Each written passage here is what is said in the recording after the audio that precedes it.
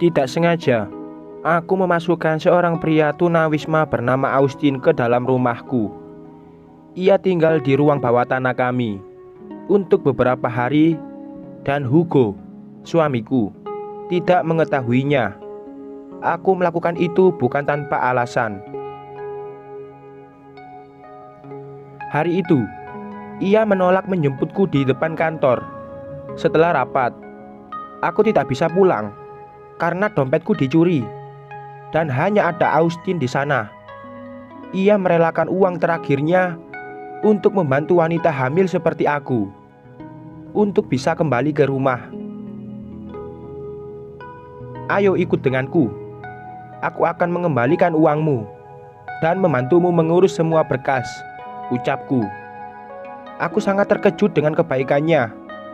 Di saat kupikir dia adalah satu-satunya yang seharusnya aku bantu. Tetapi dengan senang hati, ia membantu orang lain menyelesaikan masalah.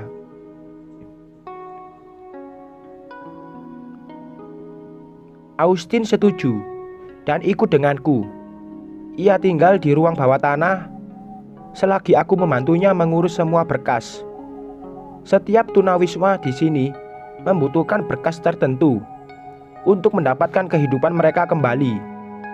Dan aku membantu Austin melakukan itu.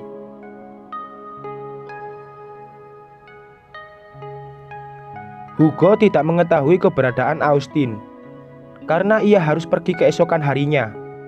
Selama beberapa hari setelah Austin datang ke rumah kami, aku memberi Austin makanan, pakaian, bahkan mengubah penampilan Austin agar terlihat lebih rapi dan meyakinkan saat ia harus menghadapi wawancara dengan petugas dinas sosial.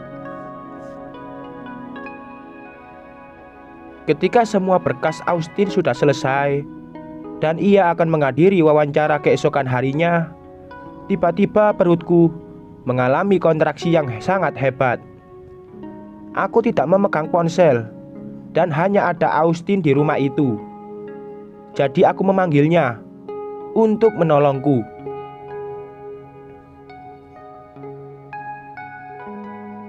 Austin datang, lalu memegangi punggungku. Di saat itulah Hugo pulang dan melihat Austin seolah memelukku dari belakang. Hugo marah besar dan tidak mempedulikan kontraksi hebatku. Sebaiknya kamu pergi, Austin. Jangan lupa bawa berkas itu, ucapku pada Austin.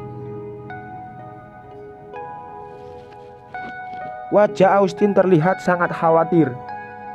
Meskipun akhirnya ia tetap pergi membawa berkasnya. Di hari yang sama, aku dilarikan ke rumah sakit dengan ambulan tanpa Hugo. Ia menolak ikut mendampingi kelahiran anak kami. Ia bahkan mengirimkan semua barangku ke rumah sakit. Atau dengan kata lain, dia mengusir aku dan anak kami. Aku tak memiliki uang, tidak pula punya tempat tinggal. Di saat aku bekerja, tak ada satupun yang bisa ku mintai pertolongan untuk menjaga dan merawat anakku. Jadi ku serahkan anakku ke dinas sosial karena tak mampu merawat anakku sendiri. Kalau aku sudah kembali bersama Hugo dan semua sudah siap, aku akan menjemputmu, ucapku dalam hati. Aku mulai bekerja di 2 tempat agar bisa lebih cepat mengumpulkan uang. Aku harus mengembalikan kecantikanku. Hugo pasti akan melihat dan kami akan kembali, pikirku. Sepulang kerja, aku mengambil kerja paruh waktu sebagai pelayan kafe, dan di sanalah aku menemukan kebenaran. Saat aku berjuang untuk menyatukan kembali keluargaku, aku justru melihat Hugo bersama seorang wanita. Tentu saja aku penasaran dengan apa yang mereka bicarakan. Lalu aku mengubah penampilanku dan berusaha mendekati meja mereka. Akhirnya kamu bisa menyingkirkan istri dan anakmu," ucap wanita itu. "Ia mengkhianatiku di saat aku sedang mengandung anak kami.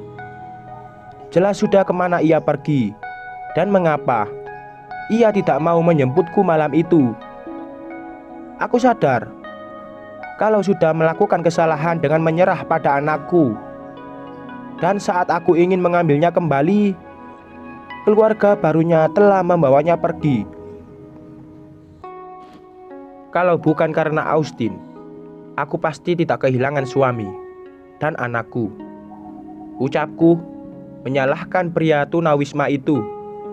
Aku ingin melakukan hal baik, tapi itu justru menghancurkan semuanya, makiku dalam hati. Di saat aku sedang memaki keadaan, tak sengaja aku melihat Austin menggendong anakku sedang berjalan di taman. Ia berjalan ke arahku. "Halo," sapanya. "Oh, anakku," sahutku histeris. Aku mengambil anakku dari dekapan Austin dan menghujaninya dengan ribuan ciuman. Austin bercerita kalau saat itu ia datang ke rumah sakit untuk berterima kasih dan memberiku ucapan selamat. Tetapi ia justru melihat anakku sedang dibawa oleh petugas dinas sosial. Aku ingin menyelamatkannya, seperti kamu menyelamatkanku. Sekarang aku bisa memberikan apapun untuk anak ini, kecuali ibu yang baik seperti kamu," ucap Austin. Entah karena bahagia atau tidak punya siapapun untuk aku menumpahkan segalanya, akhirnya aku menceritakan apa yang terjadi padaku setelah ia pergi. Austin memintaku untuk tinggal bersamanya dan mengurus anakku bersama. 3 bulan kami berada di dalam satu rumah. Hubungan itu mulai berkembang ke arah yang lebih serius.